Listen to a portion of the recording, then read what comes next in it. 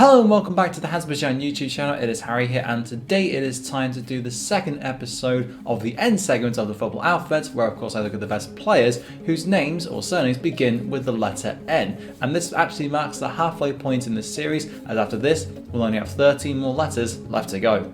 If you missed my profiles of all the other letters thus far, those being of course Z to O and then of course the clubs video for the best clubs whose names begin with the letter N, there is a playlist link which is in the description down below for you to check all of the episodes out if you want to. But for now, here is my Hall of Fame of the best players whose surnames begin with the letter N. Number 1. Neymar. One of the most divisive players in modern football, Neymar's tendency to dive and dramatically roll about on the ground at the slightest touch, as well as his relationship with his sister that would only seem right in something scripted by George R.R. Martin, have tainted his reputation somewhat, but make no mistake about it, he is world class. Born in 1992, Neymar was signed by Santos at the age of 11, and his prodigious talents led him to be immediately recognised as Brazil's future hope, which is never really a good endorsement to put on a young lad's shoulders, but he more than lived up to it. His debut came in 2009, and within 2 years he won the Copa Libertadores and the Copa do Brasil, won 15 caps for the Seleção, and scooped up the Puskás Award. It was clear that he would move to Europe before long, and sure enough, that move came in 2013, when Barcelona purportedly paid around £80 million to secure his signature. After a season of settling in, the arrival of Luis Suarez in 2014 saw Neymar transformed, and the MSN trident consisting of the Brazilian Suarez and Lionel Messi helped the Blaugrana to win a treble in 2015 and a double in 2016, with the Brazilian scoring 46 league goals across those two campaigns. Despite winning a Copa del Rey in 2016-17, he still starred in that famous 6-1 comeback win against PSG in the Champions League, when he scored 2 and set up the winning goal to send Barcelona through to the quarter-finals on aggregate, but it would be Messi and not Neymar on whom Barcelona's social media accounts focused. This, and perhaps the desire to escape Messi's shadow and achieve more individual success, saw him grow unhappy of life at the Camp Nou, and in 2017, PSG triggered his release clause of £198 million to bring him to the Parc des Princes in a still-standing world record, but only after multiple legal wranglings with Barcelona and La Liga were resolved.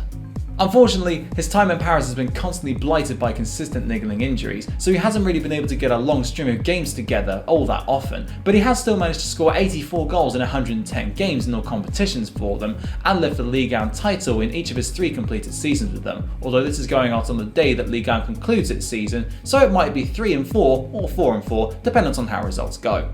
However, individual honours have still eluded him, with his best Ballon d'Or finishes to date being 3rd in 2015 and again in 2017, and he hasn't won the Holy Grail of the Champions League in Paris either, but at age 29, he still has some time left. Despite scoring 64 goals in 103 games for the Seleção to date, his only trophies with them are a Copa America back in 2019 and an Olympic gold medal in 2016, although he did light up the 2014 World Cup as the host nation's poster boy, and with his injury in the quarter-final went Brazil's chances of winning the tournament, as they were humiliated 7-1 by Germany in the semi-finals.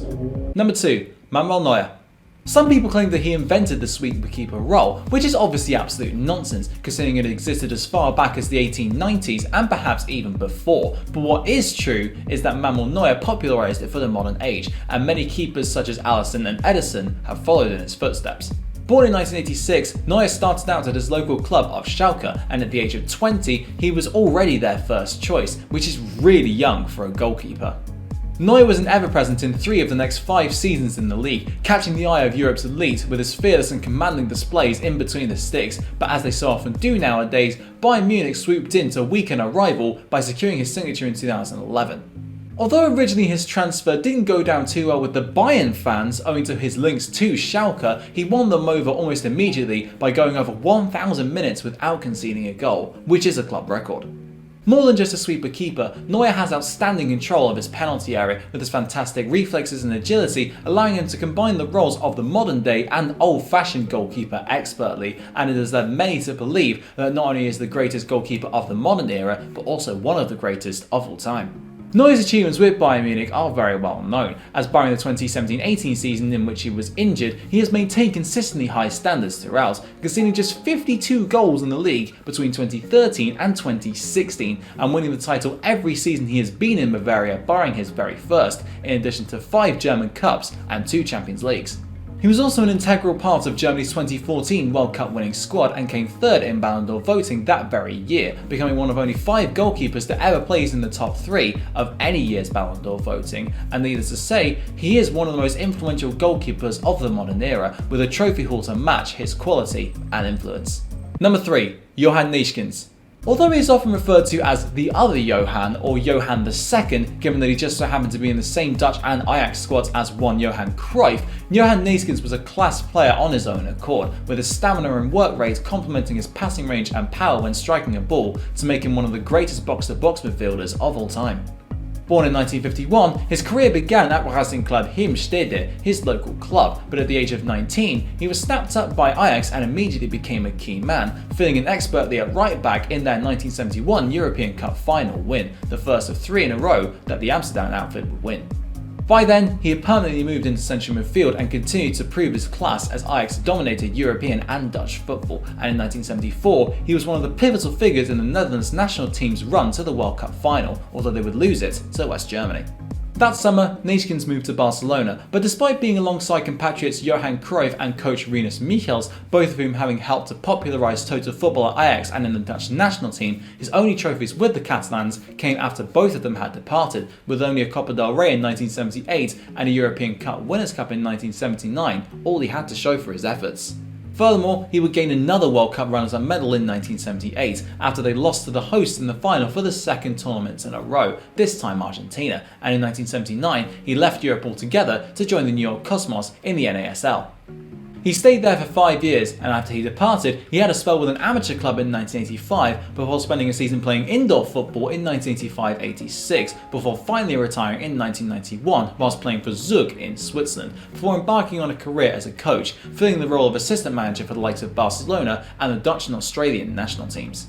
Number 4. Gunnar Nordal. As much as Zlatan Ibrahimovic would likely disagree, Gunnar Nordal is perhaps the greatest Swedish footballer of all time, forming a part of the legendary tridents alongside compatriots Gunnar Gren and Nils Lilholm of Grenoli, who starred for both AC Milan and the Swedish national team.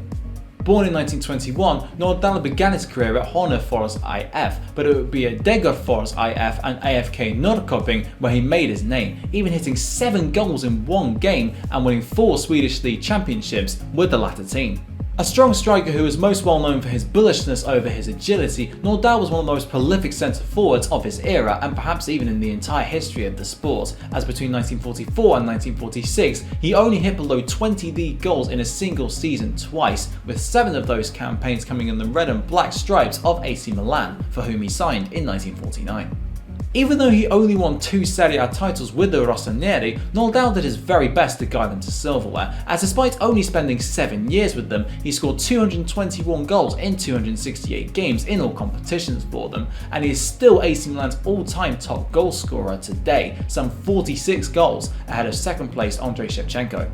He set a Serie A record for the most goals in a singular season when he hit 35 goals in the 1940-50 campaign, a record that was only beaten in 2015-16 when Gonzalo Higuain netted 36 for Napoli, and his lowest goal tally in one league season was 23, by which point he was aged 34. His tally for the Swedish national team is laughable, as he scored 43 goals in 33 games for them, but he was forced to quit the team in 1949 upon signing for AC Milan, as Sweden had a ban on professional players playing for them at that time, meaning that he missed out on their World Cup campaigns in 1950 and 1958, when they finished 3rd and 2nd respectively. Number 5. Pavel Nedved. Despite the star quality which we have seen throughout this video, Pavel Nedved is the only player out of the 5 featured to have won the Ballon d'Or, with his coming in 2003, but of course that only emphasises the talent at Nedved's disposal even more.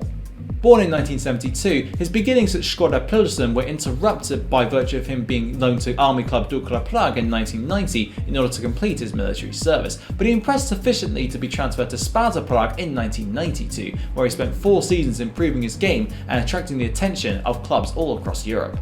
However, he would first be transferred to FC Košice in 1996, since they had the same owner as Sparta Prague, in order to get around the sell-on clause that was in Nedved's contract, and then moved on to Lazio in Italy almost immediately. But rightly, Pilsen complained and were ordered 35 million korona in compensation from Sparta. It was most definitely madness. Nedved was a graceful player who could play anywhere in the midfield or just behind the striker, with his two-footed nature allowing him to cut in onto his weaker right foot with consummate ease, or go to the byline to deliver a teasing cross into the box. But he was also blessed with fantastic stamina, pace, vision and set-piece ability, and he most certainly brought all of those qualities with him to Lazio. The diminutive blonde-maned winger would guide the Rome outfit to the greatest era in their history, winning the Serie A in 2000 and the Coppa Italia in both 1998 and again in 2000, as well as scoring the last ever goal in the European Cup Winners' Cup in 1999 in a 2-1 win for Lazio in the final over Mallorca.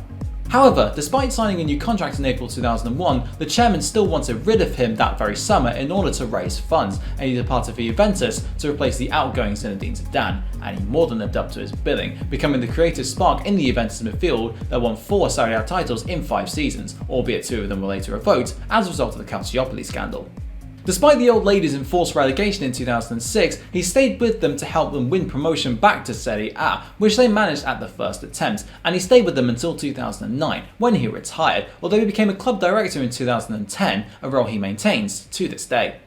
And that's where wraps up today's video, looking at the best players whose surnames begin with N, or in Neymar's case his main name begins with the letter N, but you know what I mean. But if you did enjoy this video, please don't forget to hit the like button and subscribe if you haven't done so already, and I apologise for the lighting issues. It was quite late when I recorded this, so I hope you forgive me this one time. But thank you very much for watching, and until next time, I'll see you then.